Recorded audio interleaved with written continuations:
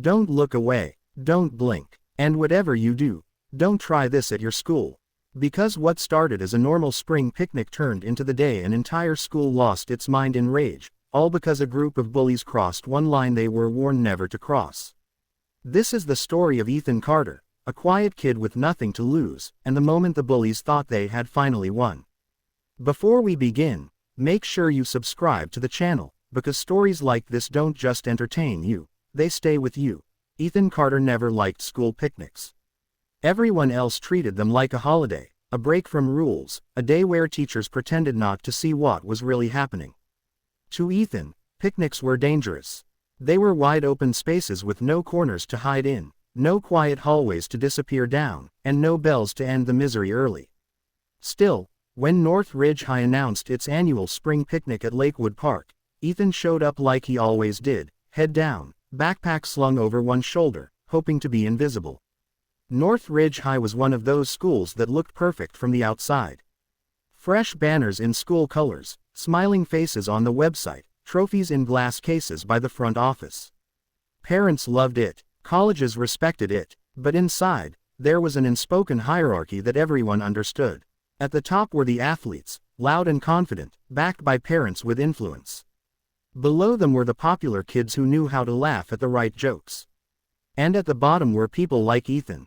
Quiet, observant, easy targets. The bullies at North Ridge weren't subtle. They didn't need to be. Their leader was Logan Pierce, a senior linebacker with a scholarship already lined up and teachers who looked the other way when he smirked. Logan had two shadows, Ryan and Cole, who laughed when he laughed and followed when he moved. Together, they owned the school in ways that never showed up on report cards. Ethan had learned to avoid them. He took longer routes between classes. He ate lunch in the library. He stayed late after school to avoid crowded buses. For the most part, it worked. But the picnic changed everything. Lakewood Park was loud by noon.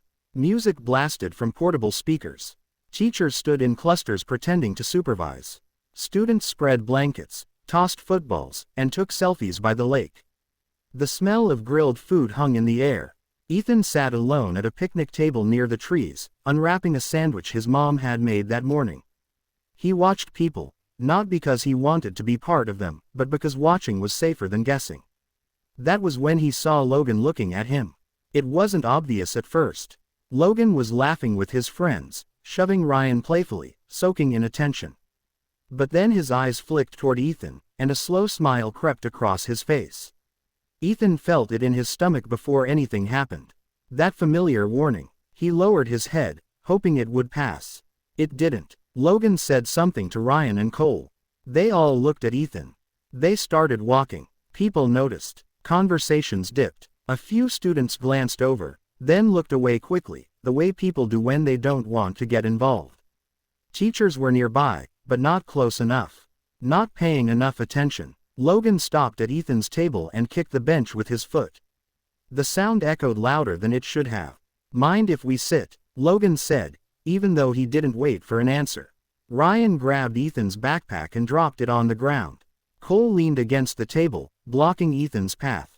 Ethan stayed seated, hands clenched under the table, heart pounding so hard he thought it might give him away. Logan looked at Ethan's sandwich. "That all you got?" he asked. "Man, picnic. Food sucks if you're not invited to the grill." A few people laughed from a distance. Not loudly, just enough. Ethan didn't respond. He had learned that silence sometimes shortened things. Logan tilted his head. "You know, I heard you're really smart," he said. "Like, genius smart, but still can't figure out how to make friends." Ryan laughed. Cole snorted. Then Logan did something different. Something unexpected. He reached into his pocket and pulled out Ethan's phone. Ethan's breath caught. He hadn't even felt it being taken. "Looking for this," Logan said casually. "Unlocked, too. You should be more careful." Ethan stood up so fast the bench scraped loudly. "Give it back." The edge in his voice surprised even him. Logan raised an eyebrow. "Or what?" That was when the first twist happened, though no one understood it yet. Ethan met Logan's eyes, and for just a second, there was no fear there. Only something calm, measured, almost sad. "Don't," Ethan said quietly. "Don't do this." Logan laughed. "Relax. We're just having fun." It's a picnic. He tapped the phone screen, scrolling. Wow. Notes, reminders, voice recordings. What are you? Writing a novel about how pathetic we all are. Ryan leaned in. Play 1. Before Ethan could move, Logan tapped a file. A voice came out of the phone, amplified by a small Bluetooth speaker Logan had clipped to his belt. But it wasn't what anyone expected. It wasn't whining. It wasn't complaining. It was a clear, steady recording of Logan's own voice, from weeks earlier, shouting threats in a locker room. Then Ryan's voice. Then Cole's, laughing, mocking, using words that made nearby conversations stop cold. The sound carried across the park. Students froze. Heads turned. Teachers looked up, confused. Logan's smile vanished. What is this? He snapped. Ethan reached for the phone, but Logan yanked it back. The recording kept playing. Another clip started. This one was in a hallway. Logan again, bragging about cheating on a test because the coach would handle it.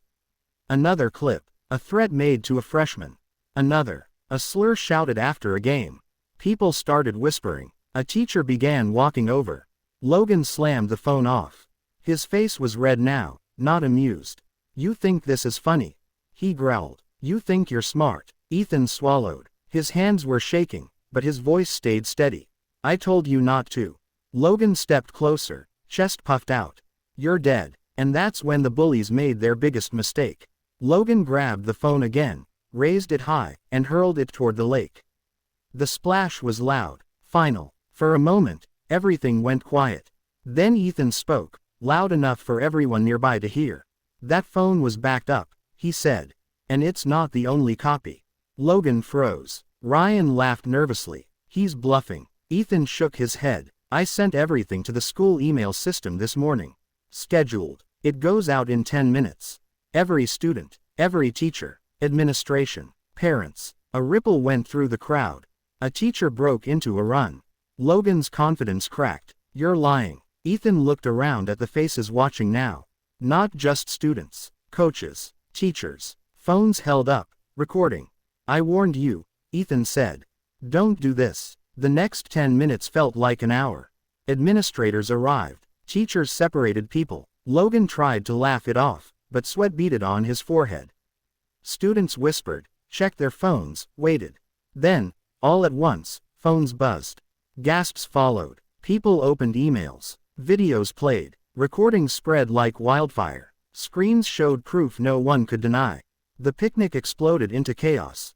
Students shouted. Parents started calling. Teachers argued. Coaches looked stunned. Someone yelled that the police were coming. Logan stood in the middle of it all, suddenly very small. And Ethan sat back down at the picnic table, heart racing, knowing that nothing at North Ridge High would ever be the same again. This was only the beginning. The school would lose its mind in rage. Secrets would surface. Loyalties would break. And Ethan Carter, the quiet kid no one noticed, would become the center of a storm that reached far beyond a single picnic.